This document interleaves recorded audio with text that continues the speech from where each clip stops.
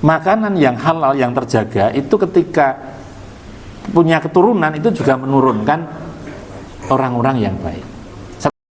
Konsumsi daging babi di DIY itu ternyata tidak mampu dicukupi oleh peternak babi DIY.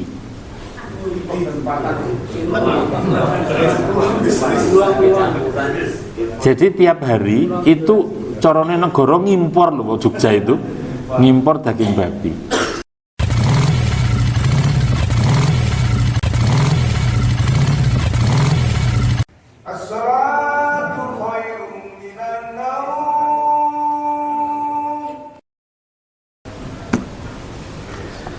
Assalamualaikum warahmatullahi wabarakatuh.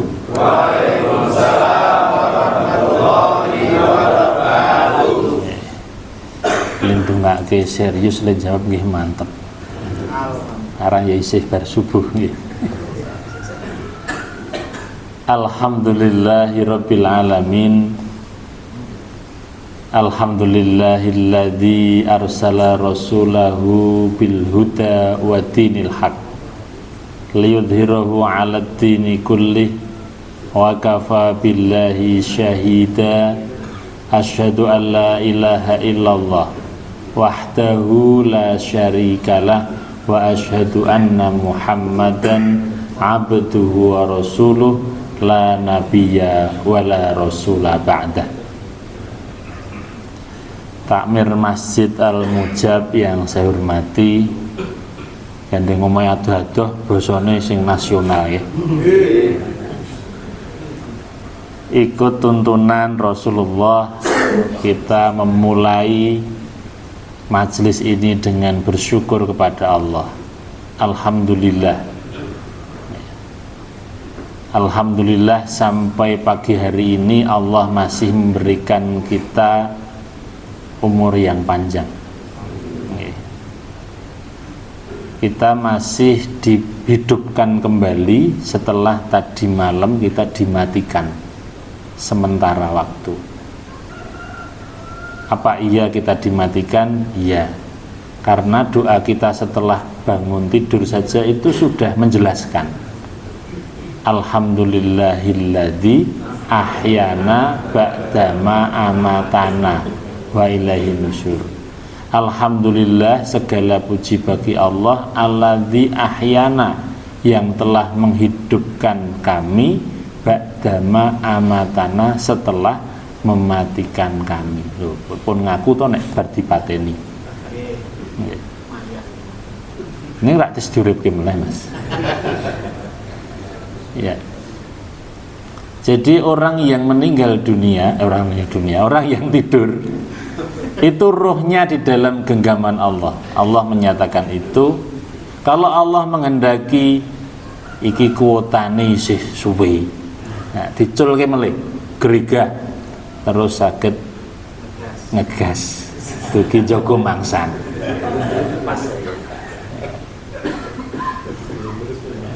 Niki jamaah iki nek usul aspirasinya kudu tinggu. Nggih, ndak mutung esuk ora menyang meneh. Tapi kalau Allah menghendaki, oh kuotane wis entek, tidak dilepaskan dan ra iso digugah mulai, Mas. Biasane terus diumumke nang masjid. Ya. Alhamdulillah kita masih dibangunkan kembali, diberikan umur panjang. Artinya Allah masih memberikan kesempatan kepada kita untuk menambah amal kebaikan, menambah amal soleh, beristighfar, minta ampun dari dosa-dosa kita, dan lain sebagainya, kebaikan-kebaikan yang semuanya itu adalah bekal perjalanan kita untuk menuju tujuan. Tujuannya BSC pundi? Swarga. Nggih, pengen mlebu swarga, Mas?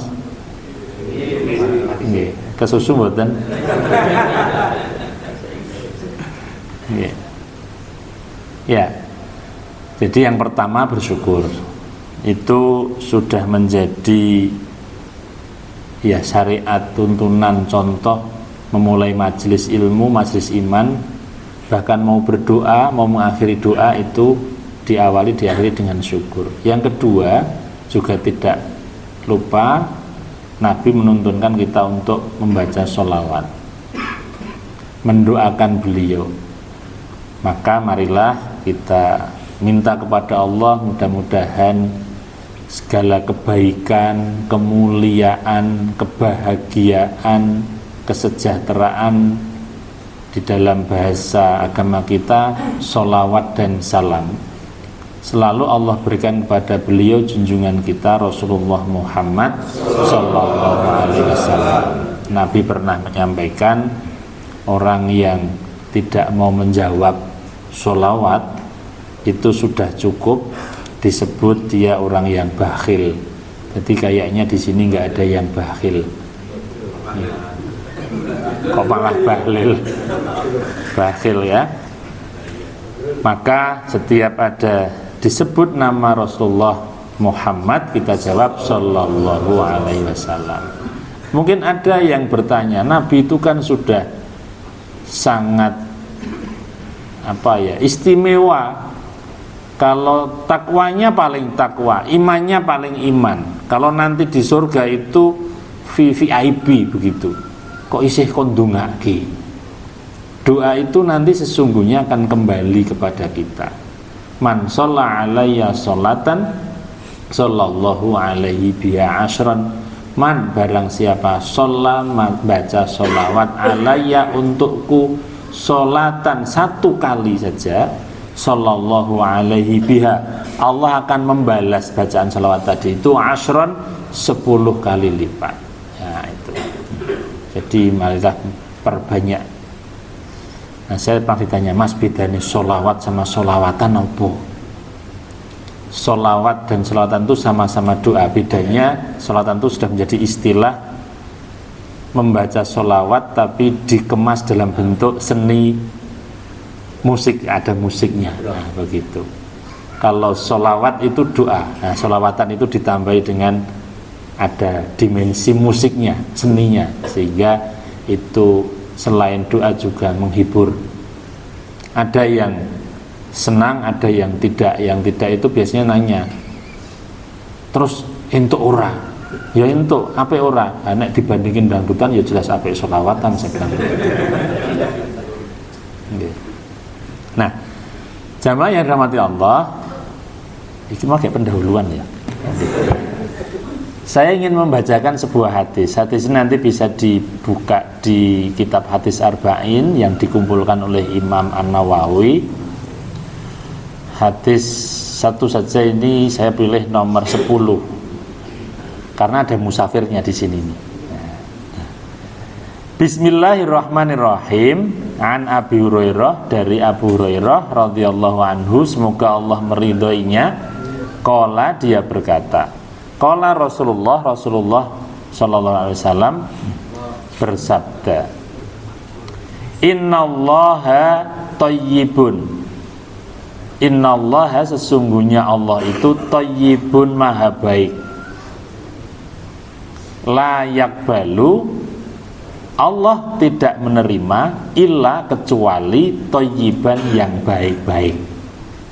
Allah itu maha baik, Allah tidak menerima kecuali yang baik-baik. Wa innallaha, dan sesungguhnya Allah amaro, memerintahkan al-mu'minina, kepada orang-orang yang beriman. Itu perintahnya sama, bima dengan perintah, bima dengan apa-apa, amaro bihi, yang Allah perintahkan al-mursalina, kepada para rasul. Jadi Allah memerintahkan kepada para rasul dengan perintah pada orang-orang yang beriman, itu perintahnya sama. Faqala, kemudian Kanjeng Nabi itu memberikan contoh ayat. Beliau bersabda, A'udzubillahi minasyaitonirrajim. Contoh ayat yang dibaca, ya ayyuhar rusul, wahai para rasul. Bahasa Arab itu unik dan sangat kaya. Rasul itu kalau satu rasulun, kalau banyak rusulun. Nah gitu.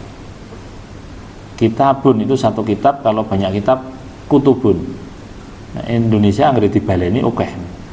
Ya. Ya ayyuhar rasul, wahai para rasul, kulu makanlah olehmu minat thayyibat, dari yang baik-baik. Wa'malu, dan beramalah kamu solihan, amal yang soleh. Itu perintah untuk rasul tadi, untuk para rasul. Nah, lalu waqala ta'ala, lalu Rasul menambah lagi bacaan ayat yang lain. Ini contoh ayat yang lain. Ya ayyuhalladzina amanu, hei orang-orang yang beriman. Nah, tadi para rasul, ini orang-orang yang beriman. Kulu, makanlah olehmu min thayyibati, dari yang baik-baik, ma razaqnakum, yang telah aku rizkikan kum kepadamu. Ini menegaskan perintahnya sama untuk para rasul, untuk orang-orang yang beriman. Nah, perintahnya ini terkait dengan makan yang baik-baik. Biasanya kalau urusan makan itu istilahnya halalan thayyibah, halal dan baik. Apakah ada halal yang nggak baik? Ada. Ya. Makanan yang manis untuk orang yang diabetes itu halal tapi nggak baik. Okay. Diabetes, kolesterol, darah tinggi, yaitu ya, sing asin, sing manis, sing gurih itu tidak thayyib, tapi halal. Nah gitu. Apa ada yang halal tidak ada. Nah, di dalam hadis ini Rasul hanya menggunakan satu kata thayyib, tidak ada kata halalnya. Nah, saya baca penjelasannya. Di sini yang dimaksud thayyib adalah halal. Nah, gitu. Jadi makanlah makanan yang halal yang kami rizkikan kepadamu. Gitu. Nah, hubungannya dengan makanan halal ini, kemudian summa dzakara, kemudian Nabi bercerita. Apa cerita Nabi? Dzakara ar-rajula, Nabi bercerita tentang seorang laki-laki yutilus safar. Yutil itu dari kata tola yutilu, memanjangkan. Safar itu perjalanan. Jadi ini menceritakan laki-laki yang sedang dalam perjalanan jauh, gitu. Dia sedang dalam perjalanan jauh. Ash'atha, rambutnya kusut, aghbara, badannya lusuh.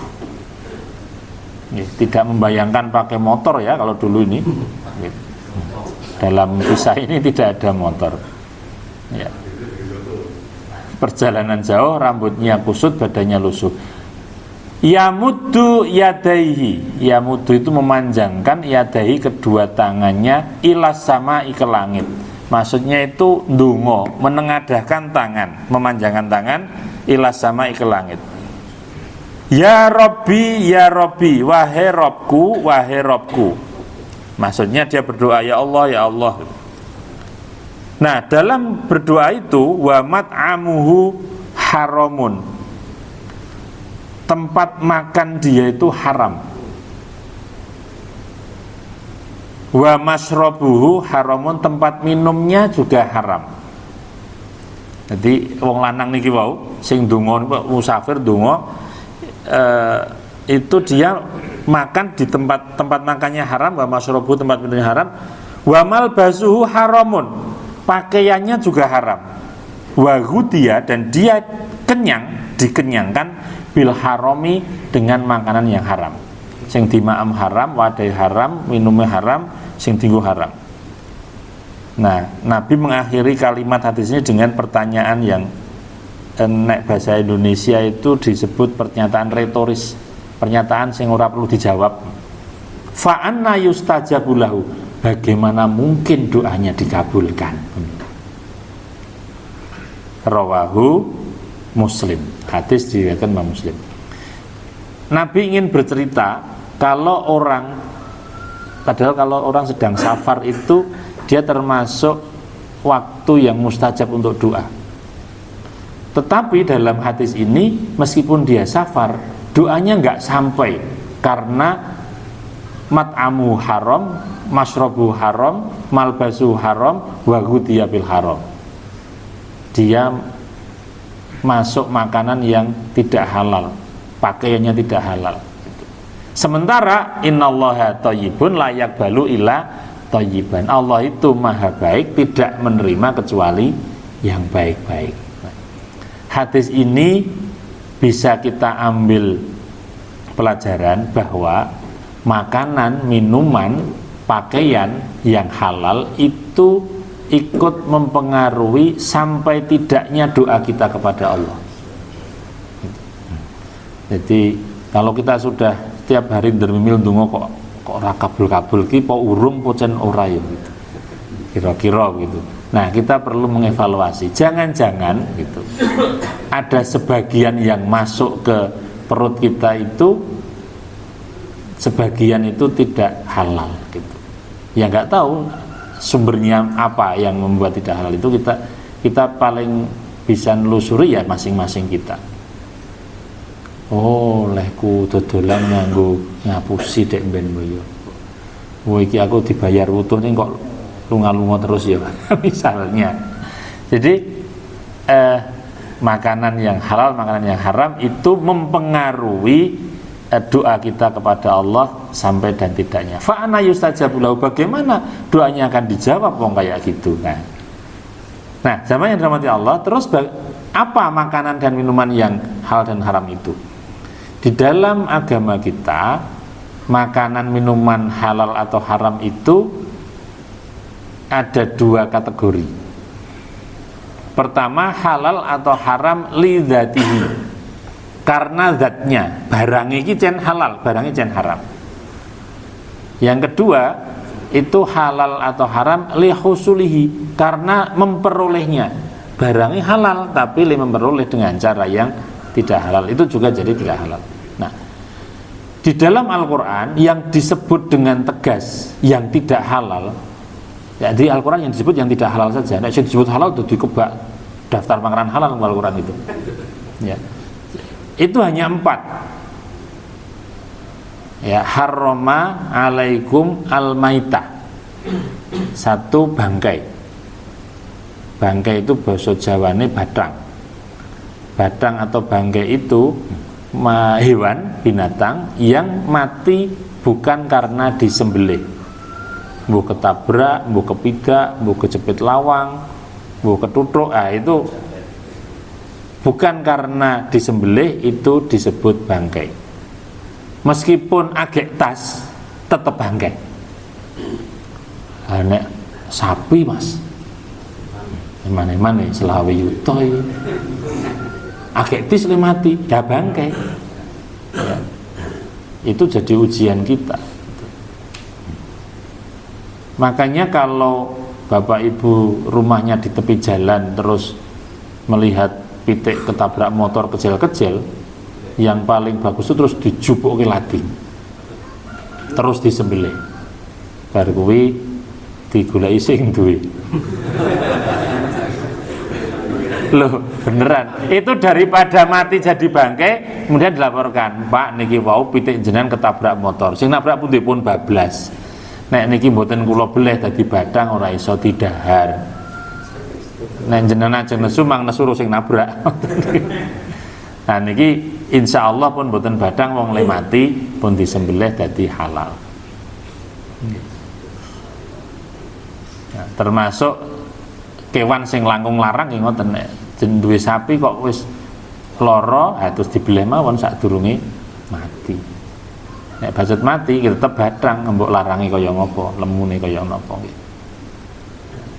Nah, saya kemarin mendiskusikan tentang ini terkait dengan nyembelih. Bagaimana sekarang ada namanya juleha ya, juru sembelih halal. Barangkali sesekali ya perlu, ini Arab bodoh besar ini udah praktek membelih wedhus, bagaimana menyembelih yang sesuai syariat biar kewan itu juga tidak terlalu kesakitan. Itu juga Islam itu juga berperi kehewanan itu. Maka menyembelih pakai pisau yang tajam. Nah, diskusinya dengan teman-teman tuh gini, bagaimana kalau yang nyembelih itu mesin?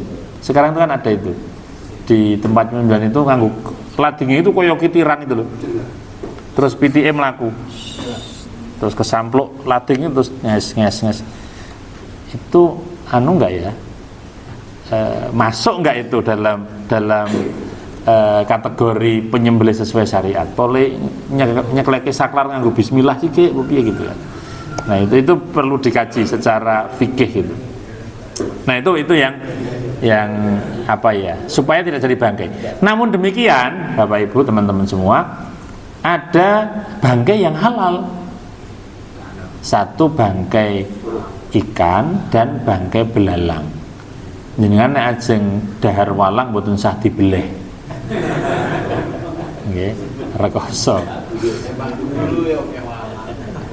Itu satu ya. Bangkai. Yang kedua, tadi saya tanya sampai jam berapa? Ya sampai syuruk. Syuruk itu jam 5:38. Okay. Yang kedua, harama alaikum al-maitah wa dam. Dam niku darah.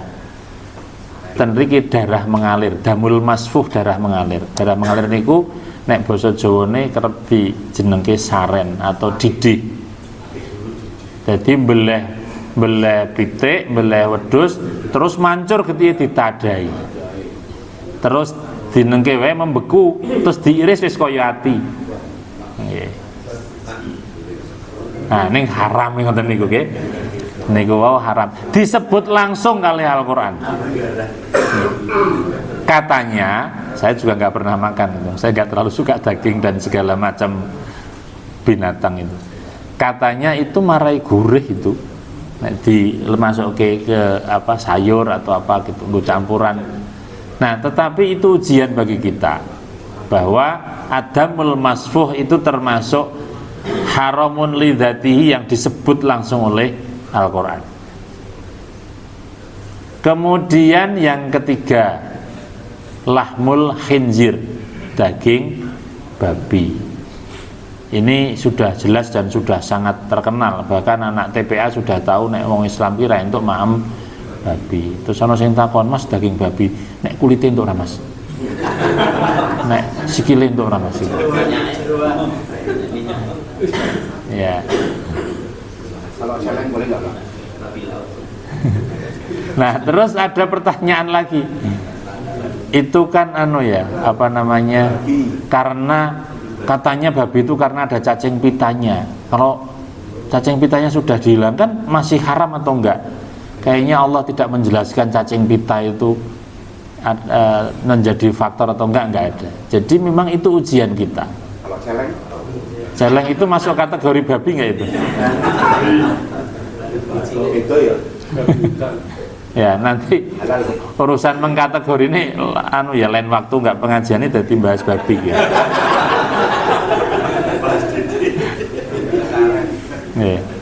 Ya, tapi ada yang unik begini. Saya juga beberapa waktu lalu membicarakan ini. Teman-teman saya di majelis ekonomi itu bercerita kalau konsumsi daging babi di DIY itu ternyata tidak mampu dicukupi oleh peternak babi DIY.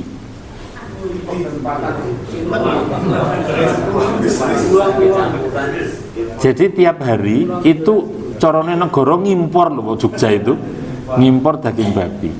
Lah iki sing mangan sapa itu? Kok dadi akeh banget kebutuhane itu?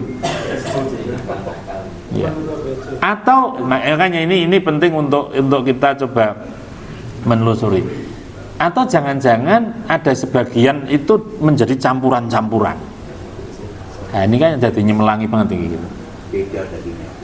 Nah, bagi yang punya ilmu dia bisa membedakan, bagi yang enggak itu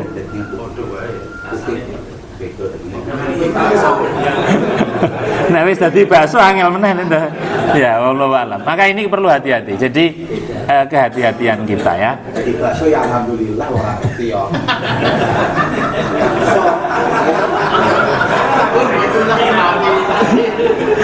Ya. Ya.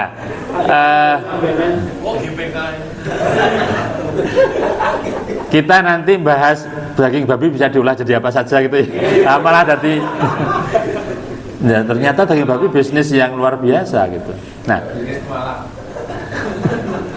bagaimana kalau babinya udah bersyahadat ya? Iya, jamaah yang dirahmati Allah, Satu tadi al-maitah, yang kedua adamu, yang ketiga lahmul khinzir. Yang keempat itu wama uhilla li ghairillah. Sering diterjemahkan binatang yang disembelih untuk selain Allah, itu binatang persembahan. Nah, ada tafsir yang lebih luas lagi, bukan binatang yang disembelih, tapi segala yang dipersembahkan untuk selain Allah, termasuk sajen-sajen gitu. Jadi ana wit ringin gede kok ana sajen segone anget kemutuk gedange ya ana ingkunge. Itu jadi uhilali ghairillah tadi itu ada yang mengkhususkan itu binatang yang disembelih untuk persembahan, tapi juga ada yang memperluas segala macam yang dipersembahkan. Ya, apa saja. Ya. Karena itu dipersembahkan untuk selain Allah, untuk kemusyrikan, termasuk yang disebut langsung untuk tidak dimakan. Ya. Nah, pertanyaannya jadi kemana-mana kalau bahas ini. Terus nek wong kae mas ono sing petikan ning sawah, wiwitan itu gimana itu? Ya tergantung konsepnya. Itu sakjane wiwitan itu memberikan persembahan untuk siapa? Nek dulu, zaman dulu memang ada keyakinan Dewi Sri. Enten sing asmane Bu Sri ten. Bu Dewi Sri. Nggih.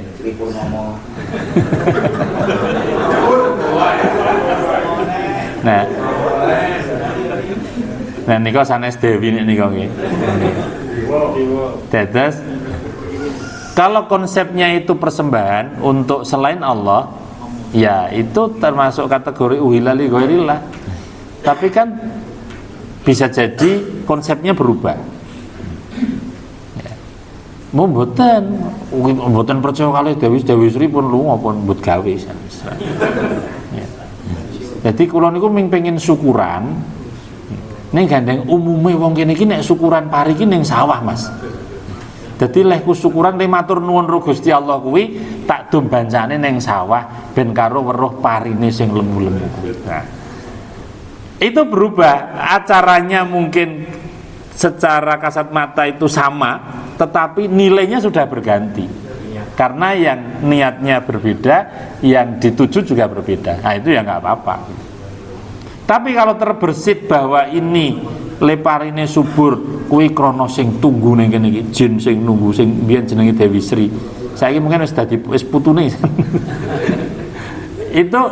Itu jadi masalah itu. Ya, itu uhilal li ghairillah. Jadi ya, hanya 4 yang disebut. Di surat lain ditambahi yang disebut langsung itu ya khomer lah. Tapi khomer saya kira bukan termasuk makanan itu. Itu minuman. Ya. Di luar itu menjadi perdebatan. Misalnya ada perdebatan nek guguk haram ora yo. Karena Al-Qur'an tidak menyebut langsung misalnya. Enggak ada.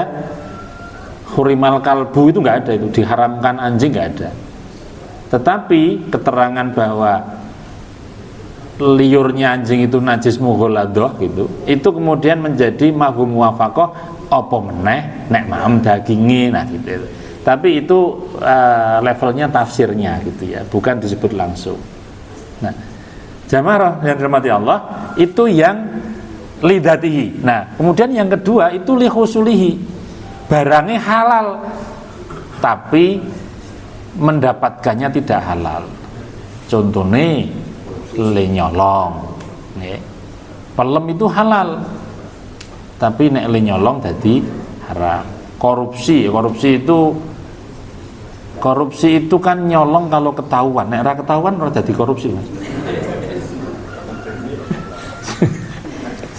Saya nonton Cak Lontong itu loh. Tahu koruptor enggak? Iya, itu yang mencuri uang negara. Enggak katanya. Nah terus mencuri dan ketahuan katanya. Nek enggak ketahuan enggak disebut koruptor. Ya bener gitu. Mendapatkan dengan cara yang tidak halal, itu membuat makanannya menjadi haramun lihusulihi. Nah, baik lihusulihi maupun lidatihi itu kalau masuk ke dalam badan kita itu bisa mengganggu doa-doa kita untuk sampai kepada Allah.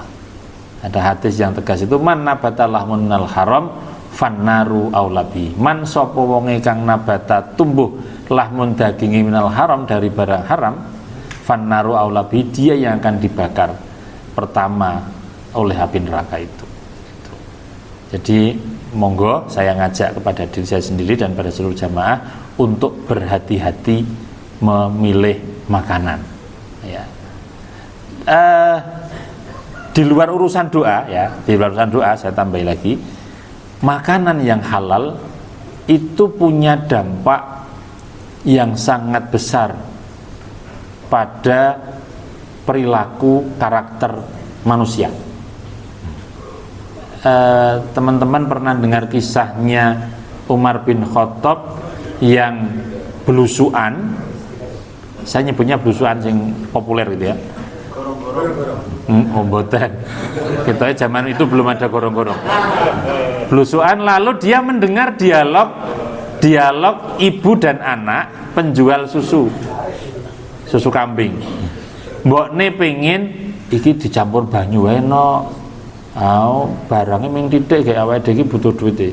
Ampun Bu, Gusti Allah mangke duka. Ora apa-apa, sing tuku ora ngerti. Ini Gusti Allah ngerti. Nah, obrolan ini didengarkan oleh Khalifah Umar.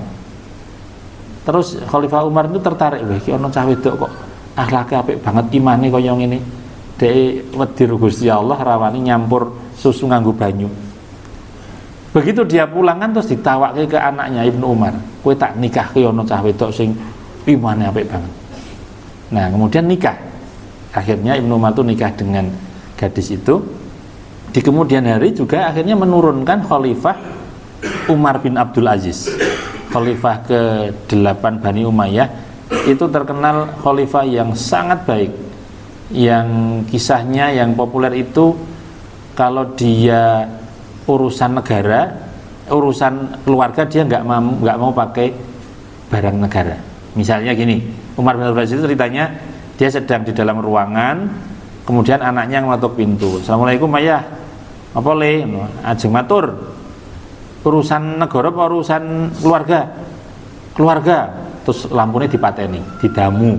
Mbiyen ora ono listrik ya. Didamu sentir dipateni. Lho Pak, ya kok dipateni? Jaremu urusan keluarga iki minyak negara. Itu kisah nyata betul. Khalifah Umar bin Abdul Aziz yang di dalam silsilahnya itu sampai ke tadi Ibnu Umar dan gadis penjual susu tadi itu. Artinya apa? Makanan yang halal yang terjaga itu ketika punya keturunan itu juga menurunkan orang-orang yang baik. Satu lagi, kisah orang pemuda yang menemukan apel di sungai. Ya, itu terkenal sekali itu. Dia menemukan apel di sungai, baru kuwi bingung, duh iki apele sapa? Terus digoleki diturut ning kali, ketemu wite, ya iki wite iki. Terus dia mencari pemilik pohon apel itu, terus minta kehalalan apel yang tadi dimakan. Padahal kuwi apel keli lho, kuwi dua apel ning wit lho. Awake dhewe kan ning wit kadang dijupuk. Gitu. Nah, pemilik pohon apel itu sebenarnya sudah gumun iki ana cah pemuda kok ngantek kaya ngono mengarep golek halale padahal sing nyolong menek we akeh gitu. Nah, dia diuji, betul kamu pengen ayo enggak sembarangan golek halal ki wong wile nandur wis suwe le ngrawat aku mung tok pangan. Akhirnya begitu. Kalau mau halal tak kasih syarat. Kisahnya banyak ya. Ada yang syaratkan kon ngomong ternak sike, kon ngumpokoro wite sike. Terakhir itu disuruh menikahi anaknya yang bisu, tuli, buta, lempoh itu. Nah, jebol ayu banget.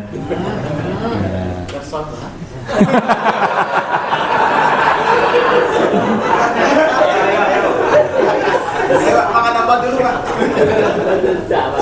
Nah, dia lalu mengadu ke bapaknya yang menawarkan itu. Lho Pak, lemungal bisu, tuli, lempoh, buta. Ya anakku ki ora tahu mlaku nggon maksiat dadi sikile iki lempoh saka tempat-tempat kemaksiatan. Dheke bisu saka omongan ora tau ngrenengi tanggane. Gitu. Ora tau ngrungokke gosip-gosip sing ora penting. Nah, di kemudian hari menurut kisah gitu, ini yang menurunkan Imam Syafi'i. Jadi orang yang terjaga betul makanannya dari yang haram itu, keturunannya juga orang-orang hebat gitu. Nah, jamaah yang dirahmati Allah, saya kira itu saja yang saya sampaikan ya. Ini sudah padang jinglang coba gitu. Mudah-mudahan bermanfaat. Dene wonten atur ingkang kirang nuju prana ingkang boten meraning penggalih kawula nyuwun agunging samudra pangapunten. Nasrun minallah fatum qarib wa basyiril mukminin. Assalamualaikum warahmatullahi wabarakatuh. Waalaikumsalam.